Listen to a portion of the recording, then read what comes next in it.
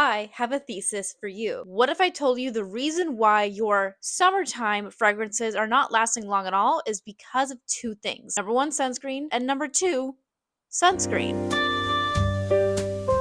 There's already science that shows two things. Number one, compared to body butter and body moisturizer as a whole or body oil, sunscreen has occlusive properties in it that are similar to Vaseline, where it's waxy while not being too waxy, allowing for fragrances to stick to that and stick to the skin, therefore lasting longer. I want to present to you the SPF and perfume matrix here in my PJs because I can't wait. It's all about how we can find the perfect fragrance for you based off of how it mixes with your body's chemistry and how it smells with sunscreen. I want to present to you the matrix. But before we get into the matrix, we have to get into a little bit more of the science behind it. I already talked about the occlusive properties of SPF, how it's naturally a little tacky, leading it to be perfect for letting your skin hold on to fragrances while not having the fragrances lay on top of the skin. Many users on online forums have constantly critiqued that they prefer to not use Aquaphor or Vaseline to make their fragrances last longer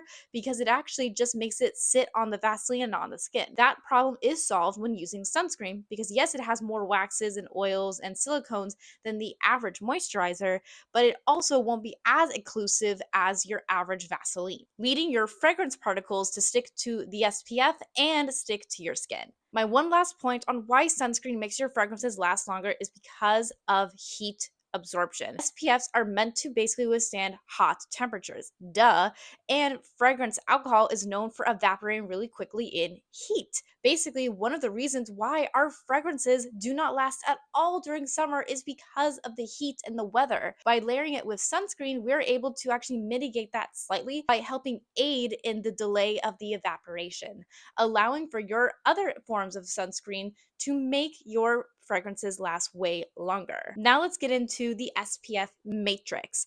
Now with the matrix, we're able to determine what notes are able to actually work well with different SPFs and your body and how the different top, middle, and bottom notes of a fragrance interact with sunscreen. Basically, with top notes, we have texture, taste, and aesthetic. I say this because these are the first impressions. These are the things that are going to last on your skin for up to 20 minutes tops. These are the things that we swear we're buying when we're entering the Ulta or Sephora, but in actuality, we're really buying the middle and bottom notes because that's what it will sit and melt into. I say aesthetic and texture and taste because it is all about texture, tone, and taste and your first impressions, how it really just interacts with the olfactory system in a large scale. And once we get to middle notes, we're starting to get into the semiotics of masculine or feminine fragrances, allowing us to make the decision what notes are deemed more feminine or masculine.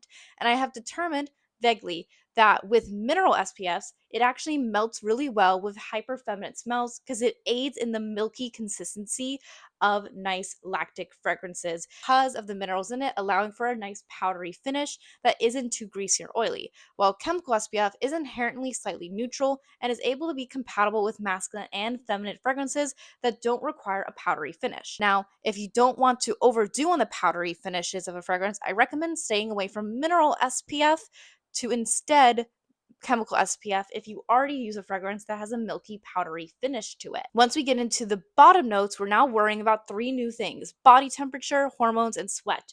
All the things that can aid and also discourage fragrances from lasting longer onto the skin. Basically, when it comes to how perfume and your body oils interact with your bottom notes, it's all about integrating body temperature. That is the most important one out of all of these because, just as I said before, fragrances and fragrance oils evaporate really quickly with heat. So if you are naturally very warm to the touch, your perfumes might not last as long. There's already a science that says that when you are shopping for fragrances, if you're cold to the touch, naturally have drier skin, floral, powdery, nice, lactic, finishing, soft, fluffy kind of fragrances will last way longer on you. Simple, sweet, fun, floral, and chic. Now, if you are the opposite, maybe you're sweaty, maybe you're oily, maybe you're warm to the touch, then musky smells will usually last longer on you and smell better on you because they'll last throughout the day. Because bottom notes are traditionally designed to withstand body oil and sweat.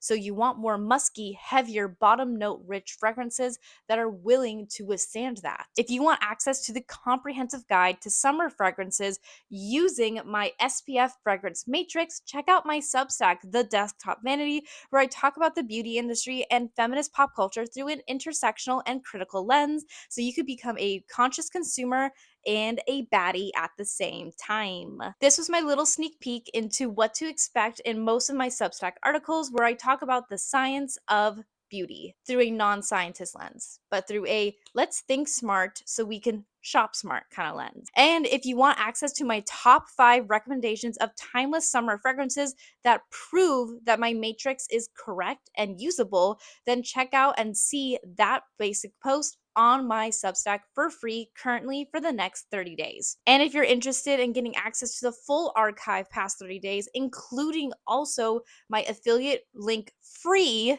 shopping guide, consider being a paid sub on my subscriber Substack. Yay! Because let's face it, maybe we want to shop a guide that isn't filled with affiliate links. Therefore, you can trust that I'm giving you resourceful, great recommendations based off of what I've used before, what I've heavily researched, and so forth, and above and above and beyond. If you also want access to limited series and podcast episodes like Fictitiously Plagiarized, which is my subscriber exclusive series all about the feminist history of fan fiction, then you should totally check that out as well and be a paid sub for that too. And yeah, episode 3 of that will come out, I swear, soon. I'm exhausted and my shoulder hurts like hell. Thank you. All the love in the world. Please support the pages so I can live my beauty editor dream and be self employed. Bye. And hopefully, this will be my big girl job soon.